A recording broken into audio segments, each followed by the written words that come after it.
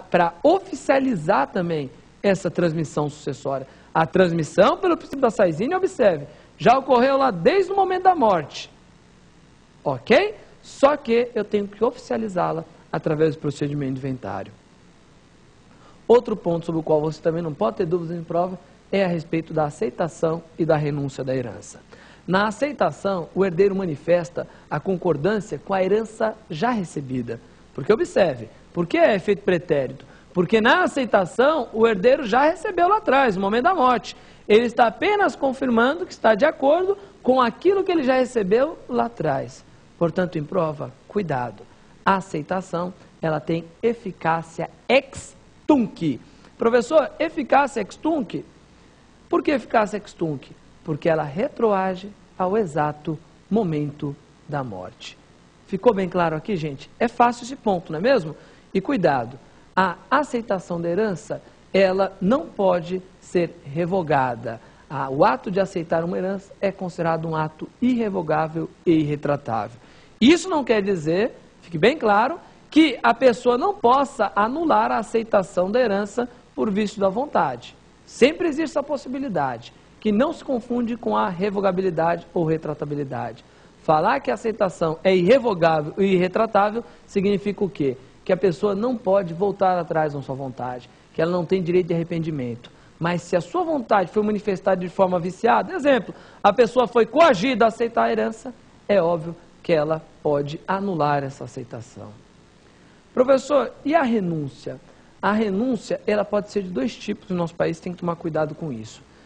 Existe um tipo de renúncia que é conhecido, e é sempre utilizada essa expressão em prova, como renúncia impura. Por que renúncia impura? Também conhecida como renúncia translativa. Renúncia impura é aquela em que o herdeiro fala assim, ó, eu não quero a minha parte e eu quero que a minha parte vá para um determinado herdeiro. Ele está o quê? Ele está indicando um destinatário. Cuidado, anote no seu caderno. Isso é falsa renúncia. Professor, por que é falsa renúncia? Porque quando o herdeiro fala assim, eu não quero a minha parte, eu quero que minha parte vá para uma determinada pessoa, observe, para poder dispor de um direito, ele primeiro precisa ter adquirido. É aquela regra básica do direito que fala, ninguém pode dispor de mais direitos do que tem. Então vejam, a renúncia impura é uma falsa renúncia por quê? Porque tem um ato de aceitação tácita seguida de posterior cessão de direitos. Ficou bem claro esse ponto? Fácil, não é mesmo? Professor, e a outra renúncia? A renúncia pura ou abdicativa? Renúncia pura ou abdicativa é aquela em que o herdeiro não indica um destinatário. Ele simplesmente fala assim, ó, eu não quero essa herança. Para onde vai essa herança, professor? Se o herdeiro simplesmente abre mão do seu direito sem indicar um destinatário, a herança sempre retorna ao monte mor, ao monte partível. É como se voltasse ao patrimônio do falecido para que seja dividido o quê? Entre os outros herdeiros. Essa é a verdadeira e única forma de renúncia. Quer ver uma pegadinha excelente, uma pegadinha que derruba, excelente para derrubar, né? Os candidatos em exame de ordem, em concurso público, é a questão que diz respeito à eficácia da renúncia. Cuidado, a eficácia da renúncia, ela depende do tipo de renúncia. A falsa renúncia tem eficácia ex nunc. Por quê? Porque não está retroagindo ao momento que a pessoa faleceu. A pessoa herdou, o renunciante herdou o bem, ele aceitou de forma tácita e depois transferiu. Então a eficácia não retroage ao momento da morte. Ela só produz efeitos a partir dessa falsa renúncia, né? A partir da sua manifestação. E a verdadeira renúncia, professor? A renúncia abdicativa, a renúncia pura. Essa tem eficácia ex tunc, igual à da aceitação. Ok? No próximo bloco, nós iremos analisar as questões que foram enviadas pelos nossos alunos. Vamos a ele.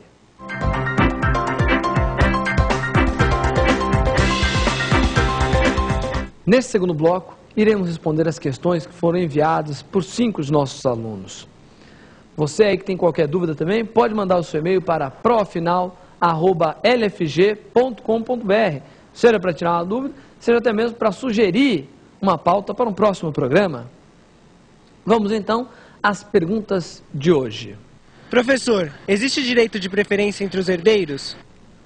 Olha aí, questão que a gente já havia já comentado aqui no primeiro bloco da nossa aula, a respeito do direito de preferência entre os herdeiros. Sim, existe sim direito de preferência entre os herdeiros. Só que tome muito cuidado. O direito de preferência, ele existe tanto na aquisição, na alienação, vamos dizer assim, na cessão gratuita, como também na cessão onerosa ou apenas em uma dessas formas de cessão? E aí, hein? O que eu estou perguntando é o seguinte: se uma pessoa deseja vender a sua cota parte, a gente já falou que existe direito de preferência aos demais. Primeiro deve dar oportunidade para os outros herdeiros comprarem essa cota, adquirir essa cota.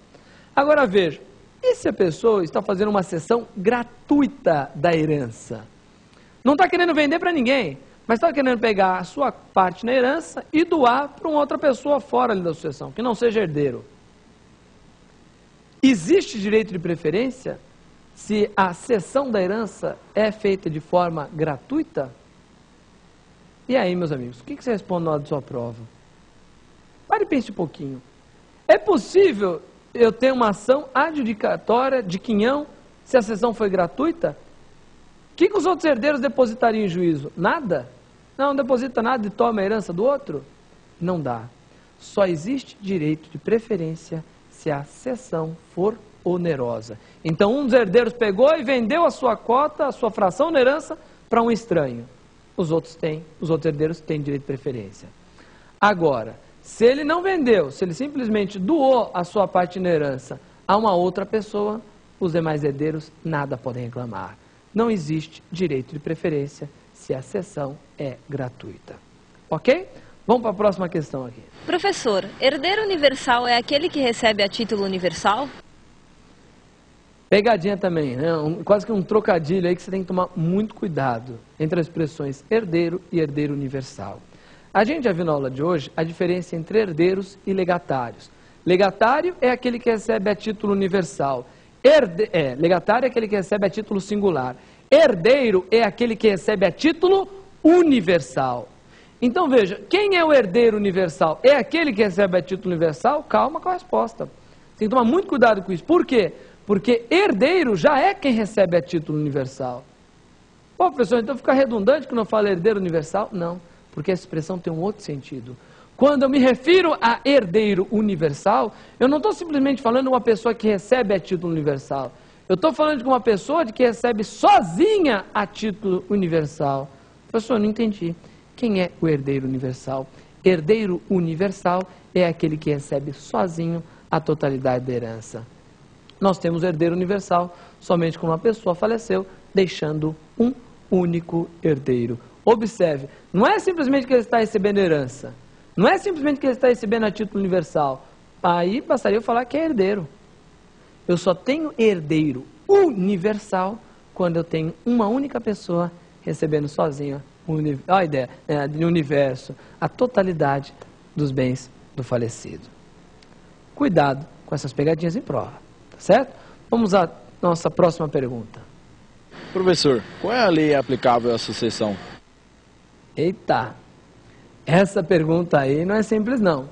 Qual é a lei que eu aplico ao direito sucessório? Nossa, aqui você tem que separar por matéria, né, se é direito civil, se é no direito tributário, se é no direito processual civil a que você se refere.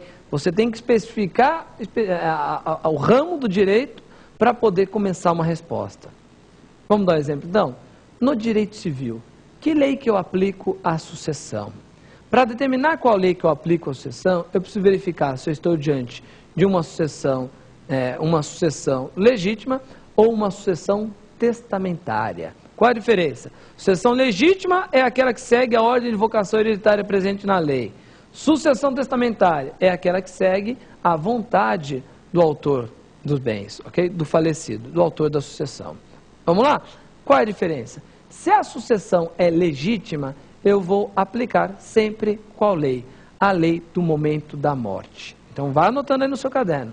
No caso de sucessão legítima, eu aplico a lei do momento da morte. Então eu verifico quando é que a pessoa faleceu. Ah, a pessoa faleceu em janeiro de 2004. Opa, janeiro de 2004 já estava em vigor o novo Código Civil.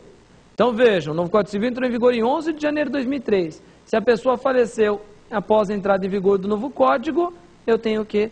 Eu tenho a aplicação do novo Código. Ora, professor, tem diferença no direito sucessório Entre o Código Civil 16 e o Código Civil 2002, meu amigo, não tem uma, tem diversas diferenças.